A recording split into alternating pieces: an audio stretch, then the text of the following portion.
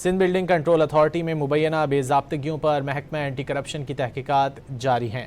SBCA में 100 से ज़ायद इमारतों की मुबैना गैर कानूनी मंजूरी का इंकशाफ हुआ है। SBCA में मुबैना बेज़ाब्तगियों पर महकमा एंटी करप्शन की तहकीकात जारी हैं। SBCA में 100 से ज़ायद इमारतों की मुबैना गैर कानूनी मंजूरी का इंकशाफ हुआ है। एंटी करप्शन की इब्तिदाई तहकीकात में अहम शवाहिद सामने आने का दावा। मज़ीद जानेंगे डॉन न्यूज़ के नुमाइंदे आसिम खान से। आसिम, अब तक क्या कुछ सामने आया है? आसिम, अब तक की तहकीकात में क्या कुछ सामने आया?